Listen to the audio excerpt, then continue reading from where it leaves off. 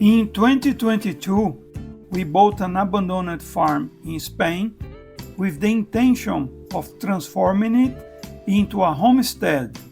This farm will become our off-grid home. There was so many questions about our plans for this year. On this episode, we will answer some of these questions and share our plans for this year together with our struggles, challenges, and victories. Follow our journey with us as we document the entire process of restoring the Finca debt-free. My name is Ricardo dos Santos, and you are watching Eridulife.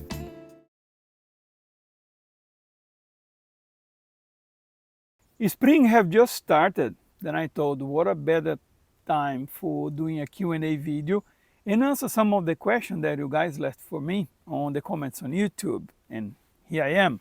I hope you guys gonna enjoy this video because it's some interesting questions. Some questions about the past, some questions about the present, some questions about the future. So I'm gonna answer them on that kind of order from the past, present, and future. I think it's gonna make more sense towards this is about the journey that we are going on, right?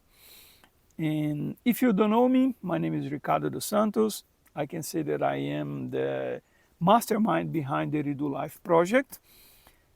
This project deals with a restoration of an abandoned farm that we purchased here in Spain. We are trying to turn this abandoned farm into a homestead. Our farm features a 300-year-old stone house that we are applying for getting the building permits to restore the house, because the vision, the plan is to live permanently here within the next 2 to 3 years. We want to restore the land, we want to grow our own food, live a simple life, a self-sustainable life. And that's the way we are going. There is an old saying, without the vision, people perish. And that's so true, because if I didn't have this vision where we're going, I'll be lost along the way, because I'm telling you, it's not an easy process. It is a simple one, but it's not easy. I don't like to do this sort of videos where I'm talking too much. I like to do things around, but I'm doing this video because of you guys, because you always showing up, watching the videos, leaving the comments, sharing the contents with friends and family. And I'm very grateful for that. Because of you, the channel is growing.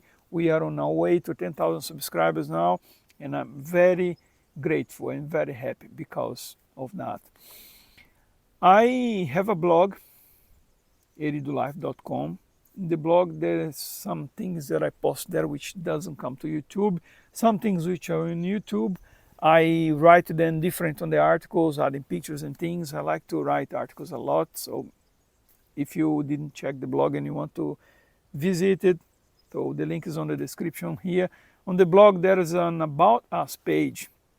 You're probably wondering, how did you end up here? That About Us is a whole story from the beginning, how we got it here. So if you want to check that and connect with us in a more meaningful level, I extremely advise you go to the blog and check that article.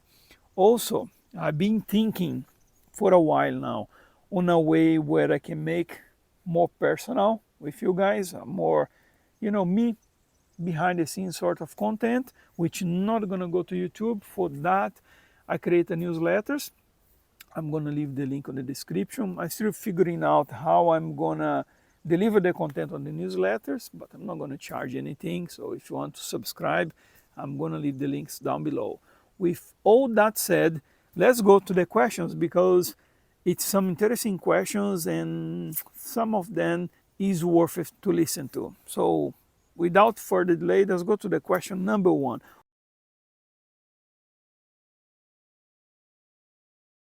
What has been your greatest challenge throughout this process? My God, I could write a book about this question here, because it is a journey. It really is, because you're never gonna take a jump from living in a city, a sophisticated life, living in an apartment.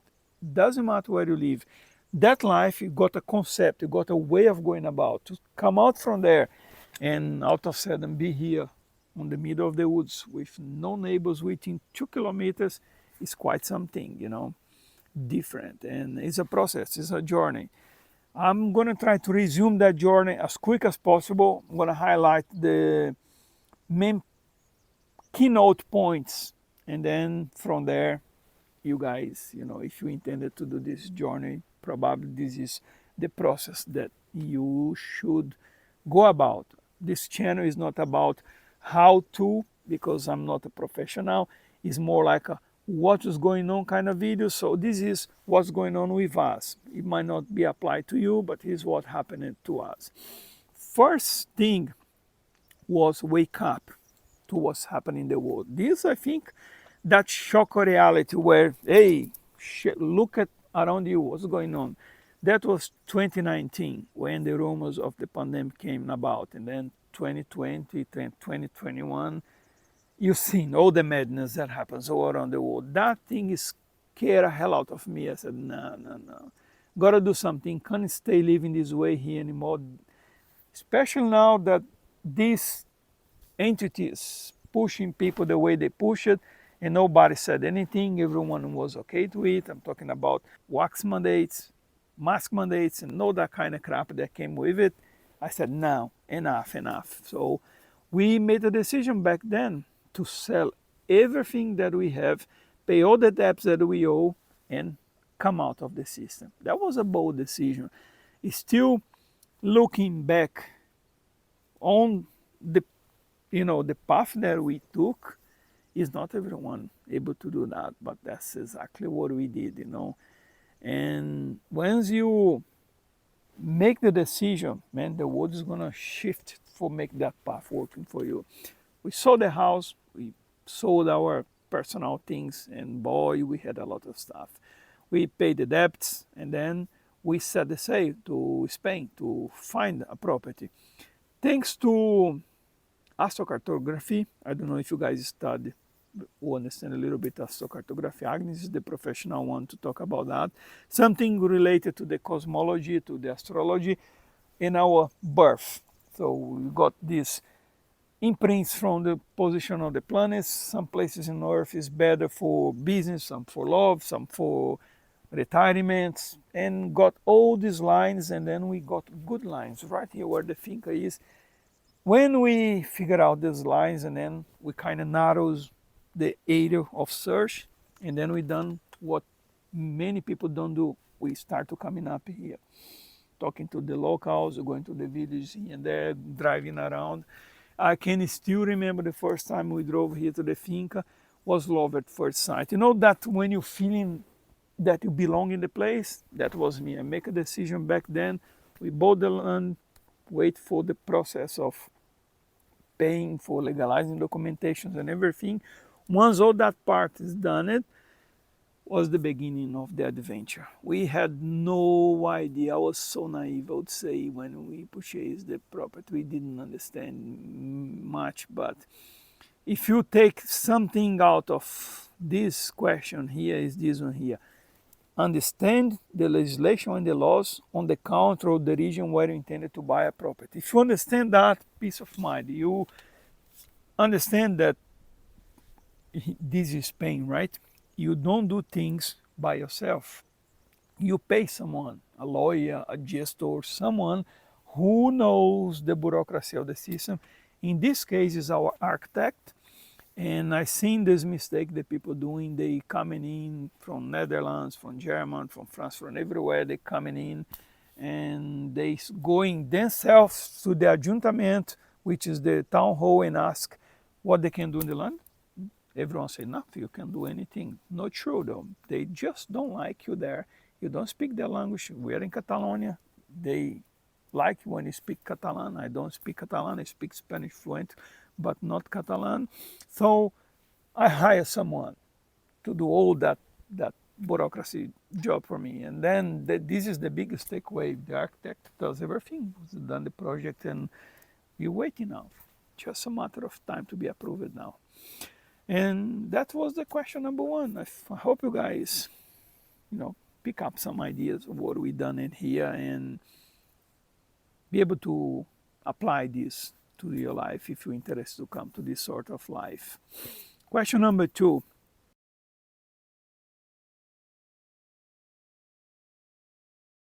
What is your planning for 2025?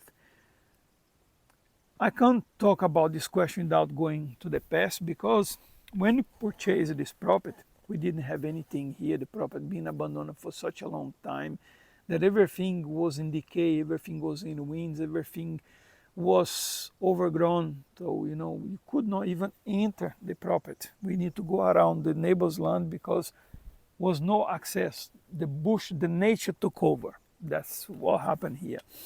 And since back the very beginning, the first project that I started and I'm still working on after almost 3 years on, is the water system. We have a well. The well has water now, but the well is partially broken. There's an olive tree that grows on the opening of the well. It tilted some of the stones that was collapsing. I need to remove the stones. Now I need to rebuild that wall. Once I do that, I'm gonna go inside and dig in all that silt that's sitting there from rain after rain for decades and decades, if not centuries. So I need to dig at least 3 meters of silt, and then we have a functional well. So the main project this year, 2025, I don't know when you guys are watching this video, is to restore the well, make the well fully functional, and then we have our own source of water. We don't depend on the system to pick up water anymore. And I think that's a wonderful thing, If we coming toward that self-sustainability, if you're looking back today, if I look for a property, man, the priority number one, I will never buy a property which does not have water. That's the fact, because if you're depending to go on the system to get water, or if you're depending on drilling a borehole to get water, borehole extremely expensive in Spain. Is not guaranteed that you're going to get water, and it's not guaranteed that you're going to get the license approved.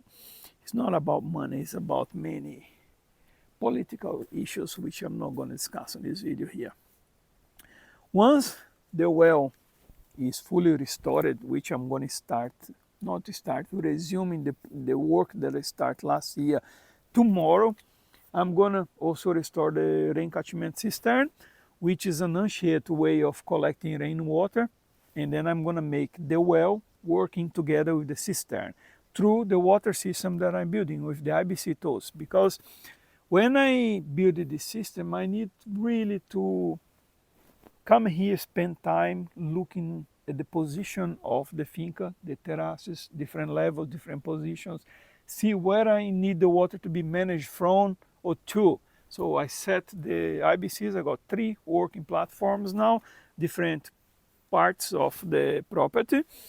And when the well is restored, the cistern is restored, we're going to collect rainwater through the wet seasons and use that water on the drier season. If it does not rain on the wetter season, we have the well, and then we use the well sort of a backup system. But the main idea is to collect rainwater. I would say this one, rainwater is underrated, totally, because people, if they understood, if you see this little tarp behind me, this year alone, since January and up to now, which is beginning of, we are on the first week of April, I collected only with one bucket with 70 liters there, I collected more than 400 liters of water. Only from this tarp here behind me. You say, 400 liters of water is nothing. I'm coming alone. I got a composting toilet. I wash my underwears and some shirts by hand there. I cook here, take shower. My shower is outdoor there. When it's winter, take shower in the caravan. With all that, I'm spending roughly 15 to 20 liters of water a day, and 400 liters of water, oh boy, it's like my whole winter here, And that's the priority, water system. If I manage to do only that, I'm very happy this year. Restore the well, the cistern, and connect everything to work together. If I manage to do that by, I would say, mid-summer, I'm being very ambitious, right? And then I'm going to continue the vegetable garden, which I started. For do the vegetable garden, I need to do a dripping system, and I want to do a dripping system before the vegetable garden because the dripping system is part of the water system.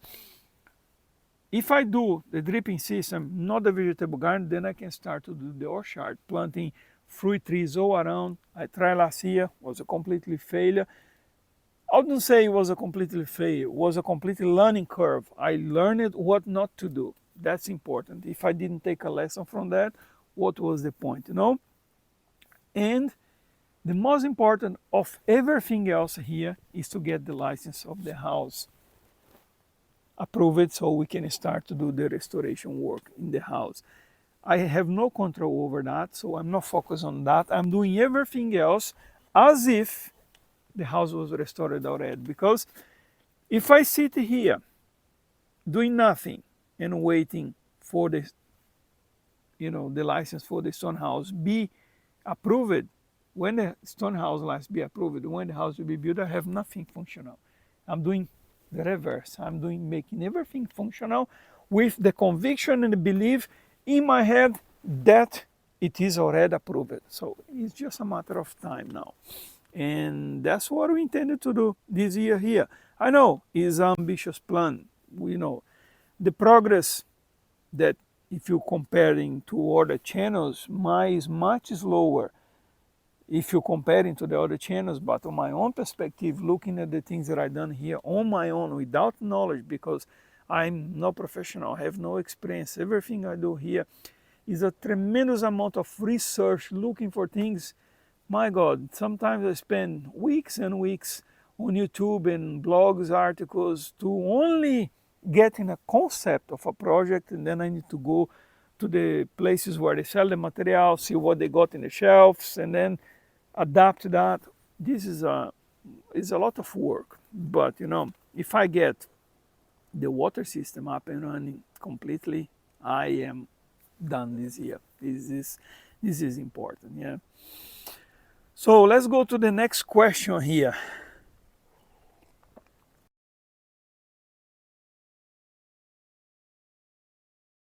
When you have any plans to move to the finca permanently? Well, that is a question that depending on something else which I have no control, which is depending on the building license.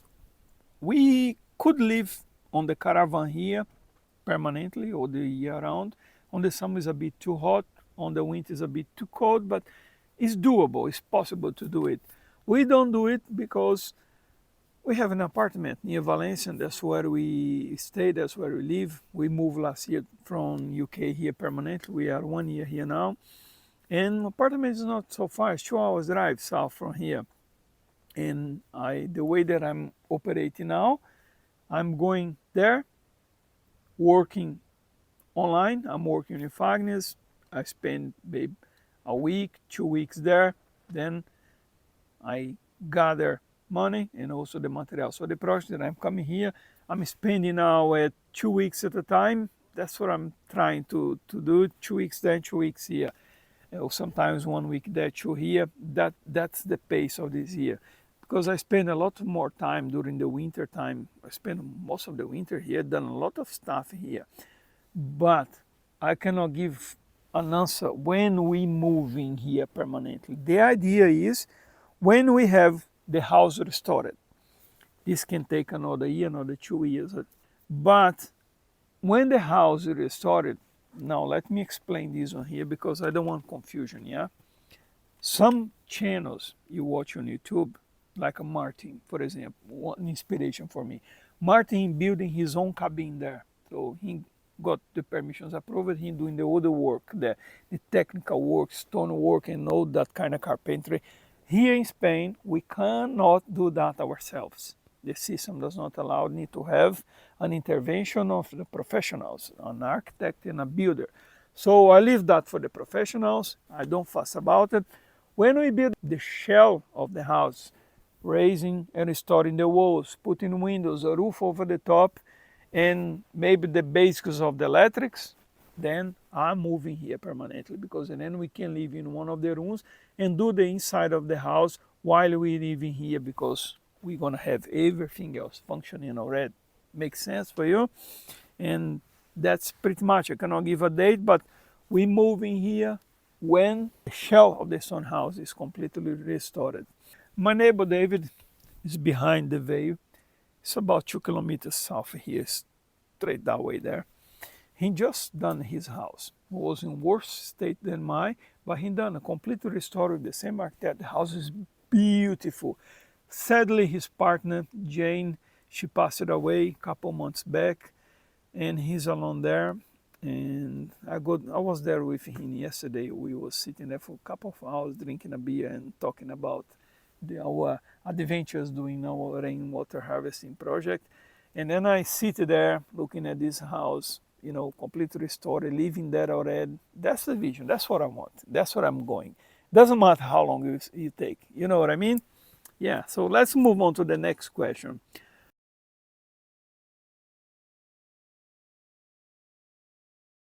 How does it work to legalize and get a postal address for the finca?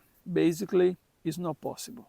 You can't legalize here because there is no delivery system here. You cannot put a letterbox outside the property. They're not going to come here. Also, there is no rubbish collection. There is nothing that you have on the main city, on the apartments. That's what I'm saying.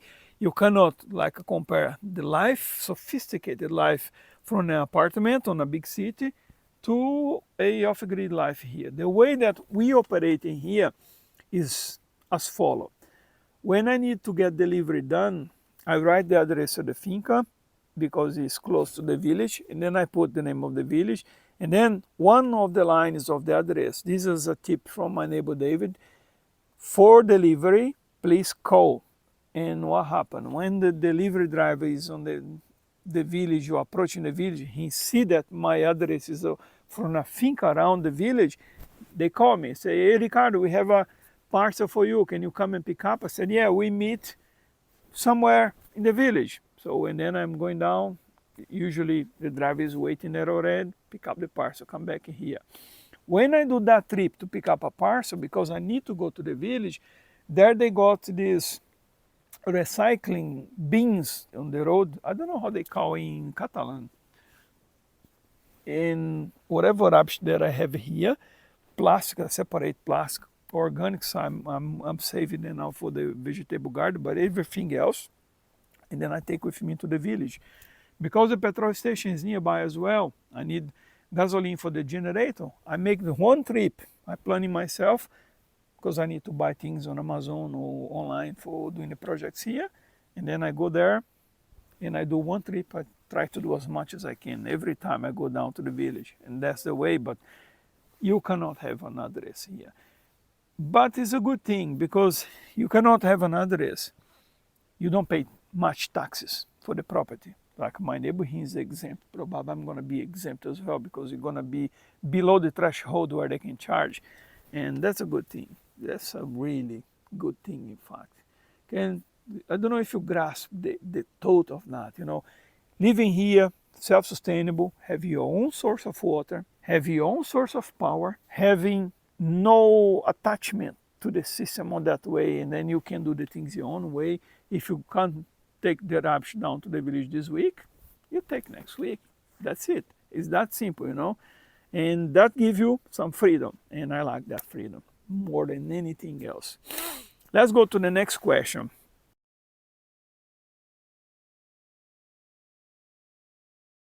Do you have a sketch of what you eventually be doing with the house? I have some plans, the ones that the architect sent me. Maybe I'll do some hand drawings to show you guys at least what we have and what is gonna be. Some pictures of the present and from some 3D sketches from the future for you guys to have an idea. If I resume in 2 images, what we are trying to achieve on this project is to transform this into this. It's still rustic, but yet a modern house.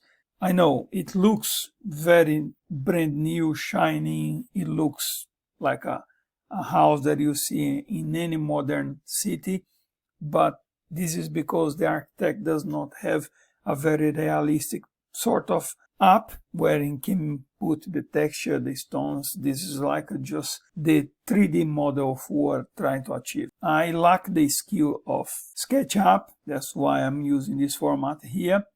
In the past, I used images like this one here in other videos, which was very successful, therefore I'm using the same concept here. This is the actual location of the stone house within the property. It's sitting on the northeast corner of the property.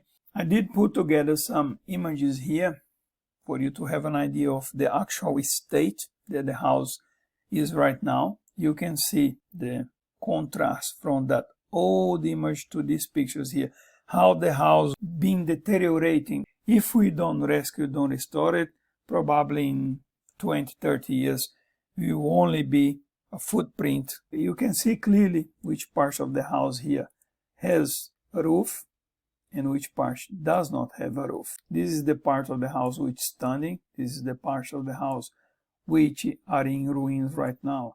This is the better side of the house. This side here, which standing, is solid. This is really good quality stonework they done back in the day. Sadly, they haven't done good work on the newer part of the house. Sometime in the past, someone did a sort of repair in the house. Instead of using stone, they used bricks, and they did not done a good foundation work, and all these extra weights from all those bricks there, they kind of sink in the house from this side. The house is tilting, and we have to do an emergency repair. This emergency repair that we done it, we add these props to hold the weight of the house, so the house wouldn't collapse.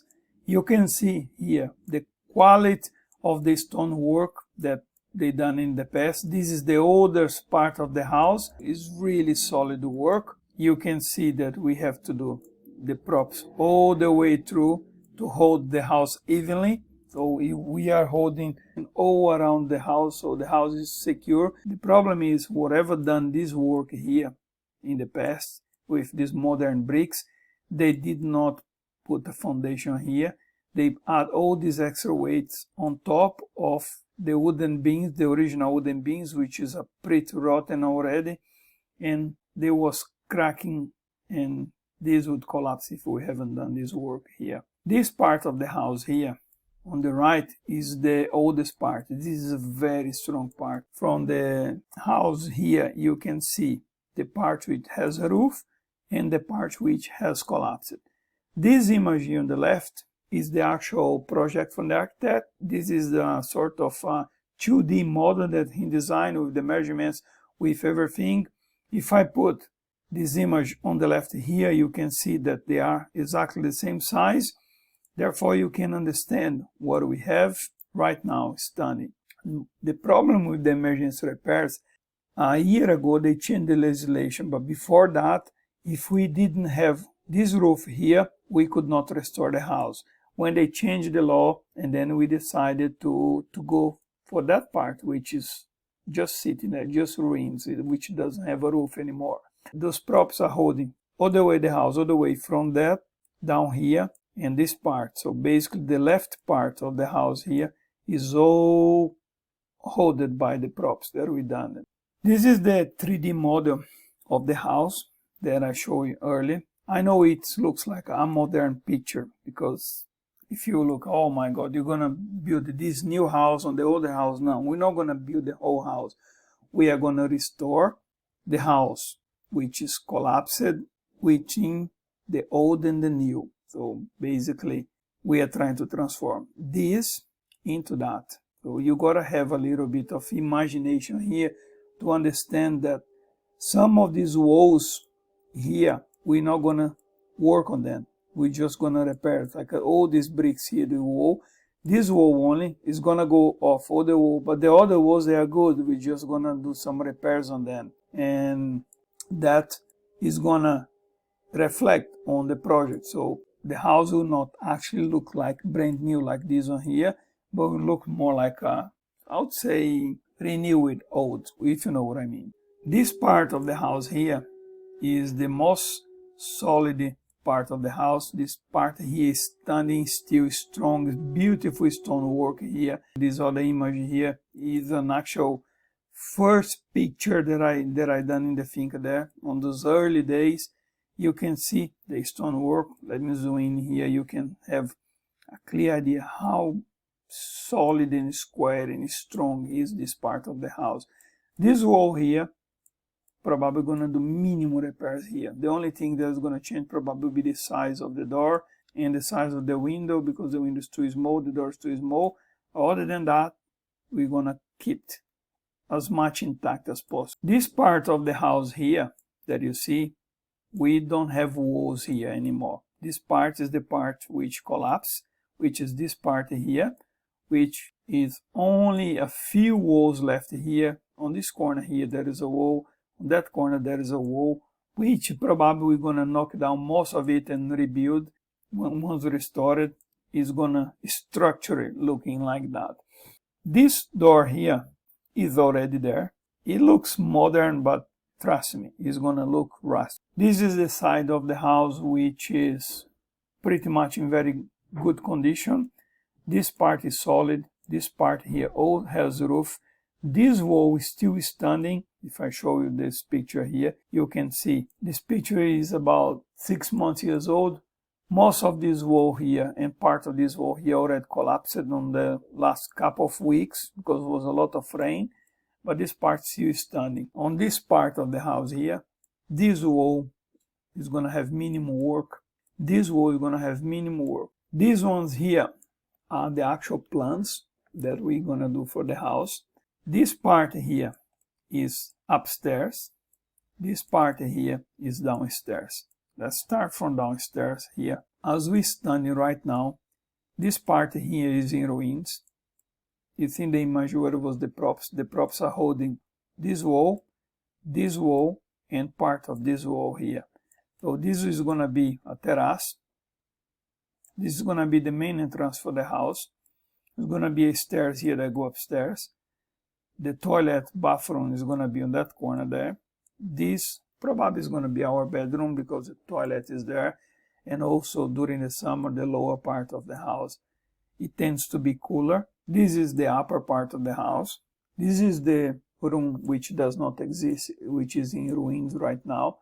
This room here is going to be our kitchen and living room. This door is actually exists there, and this is going to be kitchen on this side, open plan, a sitting area on this side, a wood burn stove somewhere around the middle there probably. This is the room which is going to be the connection from downstairs and upstairs. This room I already choose to be my office here. Probably I'm going to put my desk overlooking this corner somewhere, the window, which in the afternoon takes a lot of sun. And this is another bedroom that we have here. So if you look at the both floors, you can see the property is going to have a living area together with the kitchen and a bedroom upstairs, and this middle hallway where is going to be my sort of office here, connecting part of the house. The lower part is going to be a bedroom together with a bathroom, toilet, a hallway with the stairs connecting upstairs, and an outdoor patio here. I don't want the house to look modern once the job is finished. Our idea is to do something similar to this image. Whatever we're going to make openings and whatever we're going to do amendments and repairs on the wall, I want to plaster that and leave the part with the stones as it is. So when you look at the property, you can see exactly where the property has been repaired, which part has been restored. This is the approach that I want to have in this house here. So you're going to clearly, when you look at the house, you're going to see where was the original wall and where is the new wall.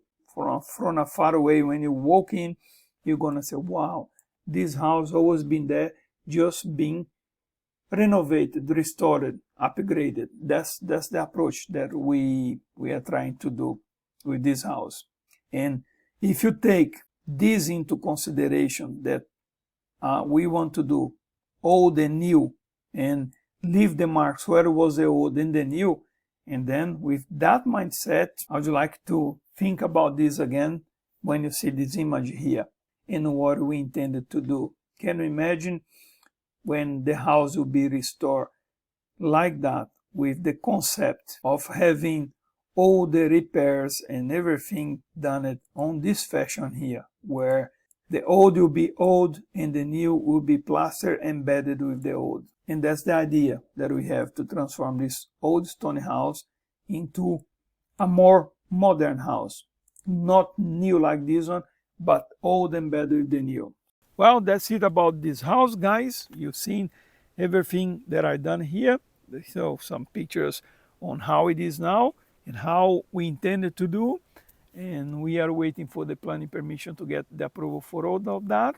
And that's going to take some time, and that's okay too. Meanwhile, we do what we can with what we have. We do all the other projects. I'm kind of okay with that because it's giving me more time than I actually needed to, take my time to research for the projects and doing everything on my own pace. Okay, let's move on to the next question.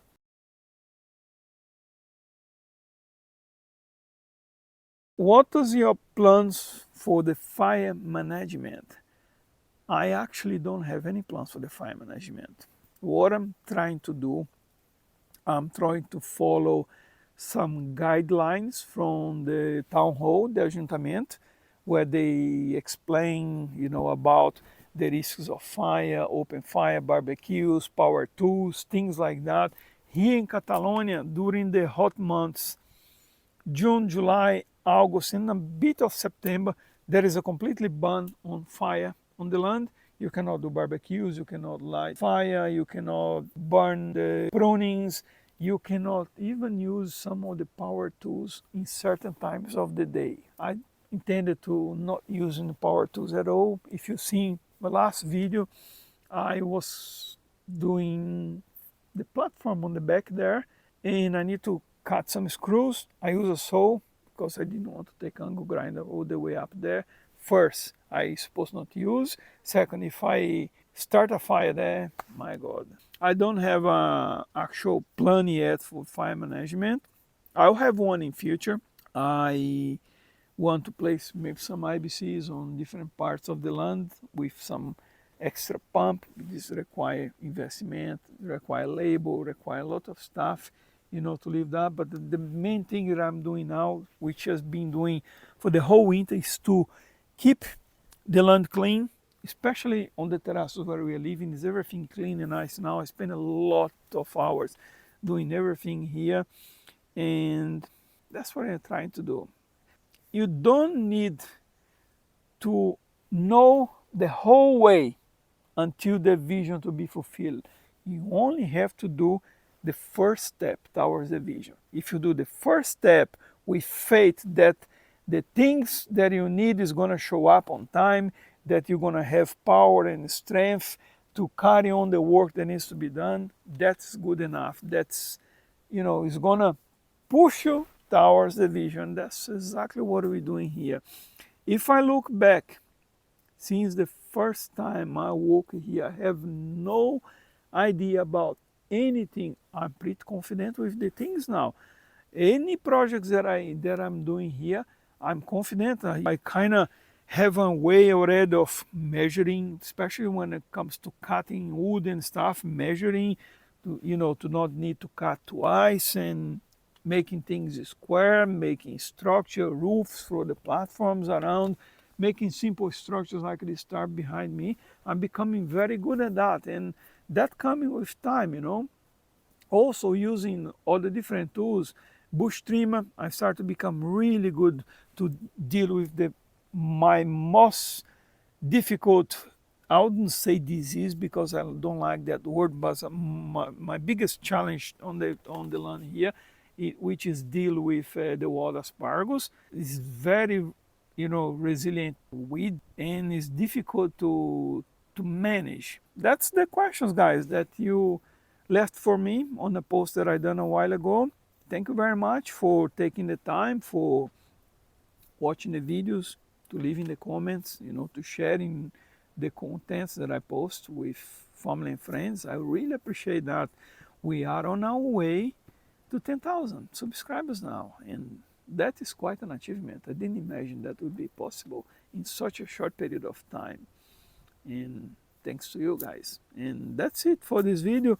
I hope you guys enjoyed. I hope I answer some of the questions that you have. Maybe in the very near future I'll post another post there asking if you guys want me to talk about anything else. But for now, that's it. If you have not checked the blog, I'm gonna leave the link on the description, eridulife.com. If you'd like to be part of the newsletters, I'm also gonna leave the links on the description for the newsletters, where I'm gonna share a more personal behind the scenes kind of content with you guys. And thanks very much for watching.